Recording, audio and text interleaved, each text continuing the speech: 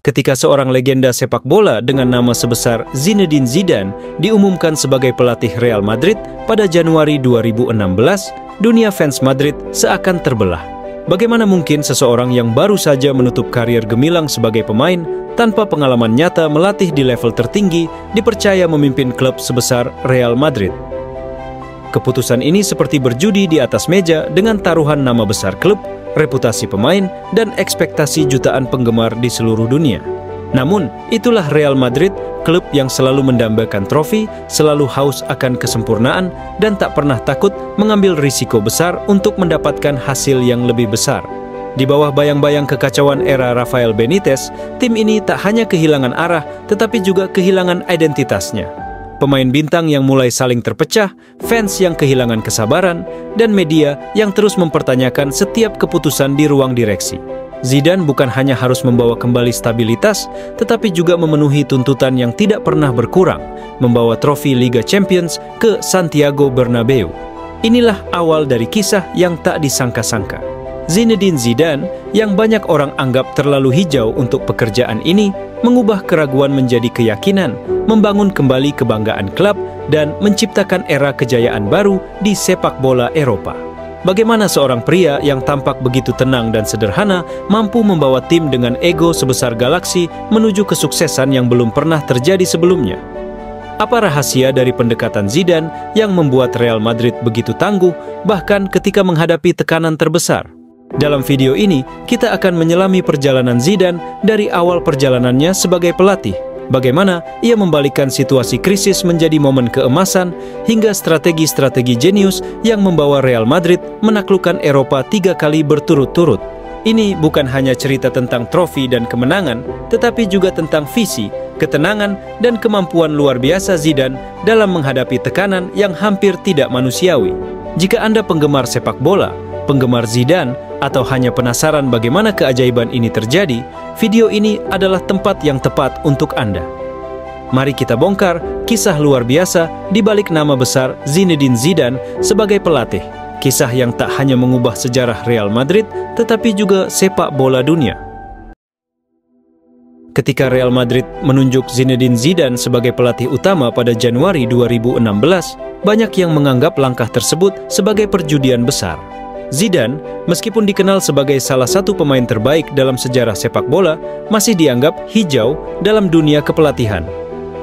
Sebelum pengangkatannya, pengalaman Zidane terbatas pada melatih Real Madrid Castilla, tim cadangan klub yang bermain di divisi yang jauh dari hiruk-pikuk kompetisi elit Eropa. Keraguan muncul dari berbagai kalangan. Bagaimana mungkin seorang pelatih yang minim pengalaman dipercaya untuk memimpin tim sebesar Real Madrid dengan sejarah dan ekspektasi yang begitu besar? Namun, ada alasan kuat mengapa Florentino Perez, presiden Real Madrid, mengambil keputusan ini. Zidane bukanlah sosok asing di Santiago Bernabeu.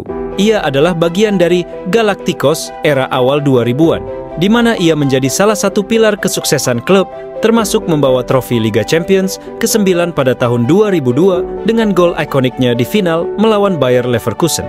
Lebih dari itu, Zidane memahami filosofi dan budaya Real Madrid lebih dari siapapun. Sebagai mantan pemain, ia tahu tekanan yang datang dari mengenakan jersey putih legendaris itu. Ia juga tahu cara mengelola ego besar di ruang ganti yang dipenuhi para pemain bintang. Saat memulai debutnya sebagai pelatih, Zidane membawa pendekatan yang berbeda. Ia tidak mencoba untuk mendikte pemainnya secara berlebihan, melainkan memberikan kepercayaan penuh kepada mereka. Filosofinya sederhana. Pemain terbaik di dunia membutuhkan kebebasan untuk mengekspresikan diri di lapangan. Namun, kebebasan ini dibalut dengan tanggung jawab besar. Zidane menekankan pentingnya kerja tim dan disiplin, sembari tetap membiarkan kreativitas pemain berkembang. Pendekatan ini menjadi dasar transformasi besar di Real Madrid. Pada awal kepemimpinannya, Zidane langsung berhadapan dengan tantangan besar. Tim berada dalam kondisi yang jauh dari ideal, dengan suasana ruang ganti yang tidak harmonis setelah era Rafael Benitez. Hubungan Benitez dengan beberapa pemain kunci, termasuk Cristiano Ronaldo, dilaporkan tegang. Zidane tahu bahwa untuk membawa perubahan, ia harus terlebih dahulu memperbaiki dinamika internal tim. Sebagai mantan pemain yang dihormati, Zidane memiliki keunggulan alami dalam membangun hubungan dengan para pemainnya. Ia berbicara dalam bahasa mereka tidak hanya secara literal, tetapi juga secara emosional. Dalam debut musimnya, Zidane segera menunjukkan keberanian dalam membuat perubahan strategis. Salah satu langkah signifikan adalah mengembalikan fokus pada filosofi menyerang yang menjadi identitas Real Madrid. Zidane memahami bahwa klub ini dibangun di atas prinsip bermain sepak bola yang indah, cepat, dan penuh kreativitas. Di bawah kepemimpinannya, pemain seperti Cristiano Ronaldo, Luka Modric, dan Sergio Ramos mulai menemukan kembali performa terbaik mereka. Zidane memberikan kebebasan kepada Ronaldo untuk bermain lebih dekat ke gawang, mengurangi beban defensifnya, sehingga meningkatkan efisiensi dan produktivitas sang mega bintang. Selain itu, Zidane menanamkan pola kerja keras yang lebih terstruktur di tengah lapangan, dengan Toni Kroos dan Luka Modric sebagai motor utama permainan. Kombinasi taktik menyerang yang mengutamakan kreativitas dan struktur pertahanan yang solid membuat Real Madrid menjadi lebih dinamis dan sulit diprediksi. Zidane juga menunjukkan keberanian dalam pengambilan keputusan, termasuk dalam memilih starting 11 yang seimbang antara pengalaman dan energi muda.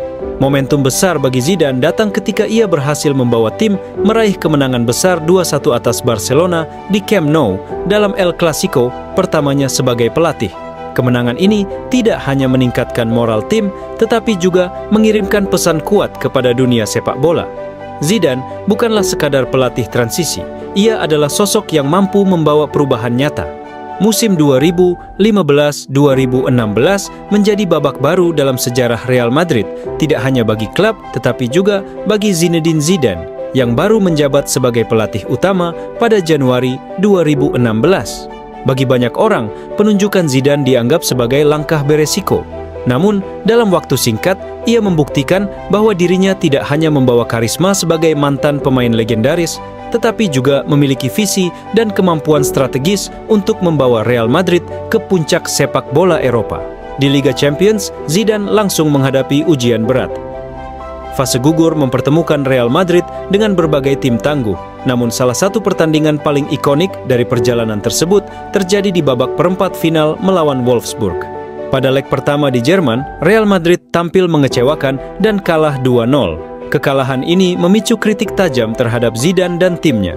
Banyak yang meragukan apakah Los Blancos mampu membalikan keadaan di leg kedua. Namun, Zidane tidak menyerah. Ia menggunakan momen itu untuk menunjukkan kualitasnya sebagai seorang motivator dan pemimpin. Selama beberapa hari sebelum leg kedua, Zidane bekerja keras untuk mengangkat moral para pemainnya, membangun kepercayaan bahwa mereka masih memiliki peluang untuk lolos. Di depan para penggemar di Santiago Bernabeu, Zidane menyusun strategi yang menekankan serangan penuh sejak awal pertandingan. Hasilnya, Real Madrid memberikan salah satu penampilan terbaik mereka musim itu. Cristiano Ronaldo tampil sebagai pahlawan dengan mencetak hat-trick, membawa timnya menang 3-0 dan memastikan tempat di semifinal dengan agregat 3-2. Kemenangan dramatis ini menjadi bukti bahwa Zidane mampu menginspirasi timnya bahkan dalam situasi terberat sekalipun. Perjalanan Real Madrid berlanjut ke semifinal, di mana mereka menghadapi Manchester City. Dalam dua leg yang berlangsung ketat, Zidane kembali menunjukkan kecerdikannya dalam merancang strategi yang efektif. Gol tunggal Gareth Bale di leg kedua memastikan kemenangan agregat 1-0 bagi Real Madrid, membawa mereka ke final. Tiket ke final ini semakin memperkuat status Zidane sebagai pelatih dengan mental juara, meski ia baru beberapa bulan memimpin. Final Liga Champions 2016 menjadi puncak perjalanan Zidane di musim debutnya. Real Madrid bertemu rival sekotanya, Atletico Madrid, dalam laga yang berlangsung di San Siro, Milan. Ini bukan kali pertama kedua tim bertemu di final Liga Champions. 2 tahun sebelumnya, Real Madrid juga menghadapi Atletico di final dan berhasil meraih kemenangan dramatis lewat perpanjangan waktu. Namun, kali ini Atletico datang dengan semangat balas dendam dan pertandingan diprediksi akan menjadi duel sengit antara dua tim yang sama-sama tangguh. Pertandingan berlangsung sesuai prediksi, sengit, penuh emosi, dan syarat tekanan. Real Madrid unggul lebih dulu melalui gol Sergio Ramos pada babak pertama. Namun, Atletico tidak tinggal diam. Mereka terus menekan hingga akhirnya berhasil menyamakan kedudukan melalui gol Yannick Carrasco di babak kedua. Skor 1-1 bertahan hingga waktu normal berakhir, memaksa pertandingan dilanjutkan ke babak perpanjangan waktu. Dalam babak tambahan, Zidane menunjukkan ketenangan luar biasa. Ia memimpin timnya dengan penuh percaya diri, memberikan instruksi yang jelas meski tekanan begitu besar. Keputusan-keputusan taktisnya termasuk memasukkan pemain segar untuk menjaga intensitas permainan, membantu Real Madrid bertahan di tengah serangan Atletico yang terus berlanjut. Ketika perpanjangan waktu tidak menghasilkan gol tambahan, pertandingan pun harus ditentukan melalui adu penalti. Di babak adu penalti, Zidane kembali memperlihatkan kelasnya sebagai seorang pemimpin. Ia memastikan para pemain tetap fokus dan tenang, terutama di saat-saat kritis. Cristiano Ronaldo menjadi penentu kemenangan setelah sukses mengeksekusi penalti terakhir, memastikan kemenangan 5-3 untuk Real Madrid. Sorak-sorai bergema di San Siro saat Zidane dan para pemain merayakan gelar Liga Champions ke-11 dalam sejarah klub, yang dikenal sebagai La Undecima. Gelar ini bukan sekedar kemenangan bagi Real Madrid, tetapi juga tonggak sejarah bagi Zidane sebagai pelatih. Dalam waktu kurang dari 6 bulan, ia berhasil mengubah skeptisisme menjadi kekaguman. Zidane membuktikan bahwa dirinya bukan hanya legenda di lapangan, tetapi juga di pinggir lapangan. Ia berhasil membangun kepercayaan, memotivasi timnya di saat-saat sulit, dan membawa strategi yang membuat Real Madrid tampil sebagai tim yang dominan. Kesuksesan Zidane di Liga Champions musim itu juga menjadi awal dari era baru bagi Real Madrid. Gelar ini menjadi yang pertama dari 3 gelar Liga Champions berturut-turut yang diraih Zidane bersama klub, sebuah pencapaian yang belum pernah terjadi sebelumnya di era modern. Bagi Zidane, musim 2015-2016 adalah pernyataan bahwa ia bukan sekadar pelatih pemula. Ia adalah seorang pemenang sejati yang mampu menghadirkan keajaiban di panggung terbesar sepak bola Eropa. Setelah gelar pertama, Zidane tidak berhenti. Ia melanjutkan dominasinya di Liga Champions dengan memenangkan kompetisi tersebut 3 kali berturut-turut, yaitu pada 2016, 2017, 2017, 2018, dan 2018-2019. Prestasi ini mencatatkan namanya dalam sejarah sebagai pelatih pertama yang mampu meraih 3 gelar Liga Champions secara berturut-turut di era modern. Salah satu kemenangan paling ikonik terjadi di final 2017 melawan Juventus, mantan klub Zidane sebagai pemain. Real Madrid menang 4-1 dalam pertandingan tersebut dengan gol-gol spektakuler dari Cristiano Ronaldo, Casemiro, dan Marco Asensio. Pada tahun 2018, Real Madrid kembali mencetak sejarah dengan mengalahkan Liverpool 3-1 di final. Pertandingan ini dikenang karena gol spektakuler Gareth Bale dan kesalahan fatal kiper Liverpool, Loris Karius. Tapi Zinedine Zidane tidak hanya dikenal karena dominasinya di Liga Champions, tetapi juga memiliki cerita menarik di kompetisi domestik Spanyol. Meski sebagian besar sorotan mengarah pada kesuksesannya di panggung Eropa, perjalanan Zidane di La Liga, Copa del Rey, dan Supercopa de España menunjukkan bagaimana ia membangun Real Madrid menjadi tim yang kompetitif di berbagai turnamen. Ketika Zidane pertama kali mengambil alih Real Madrid pada Januari 2016, tim berada dalam situasi sulit di La Liga. Barcelona dan Atletico Madrid tampak lebih dominan, sementara Real Madrid harus mengejar ketertinggalan poin. Meski hanya melatih selama separuh musim, Zidane hampir membawa Real Madrid merebut gelar juara. Mereka akhirnya finish di posisi kedua, hanya terpaut 1 poin dari Barcelona. Namun, Zidane tidak membutuhkan waktu lama untuk membawa Real Madrid kembali ke puncak La Liga.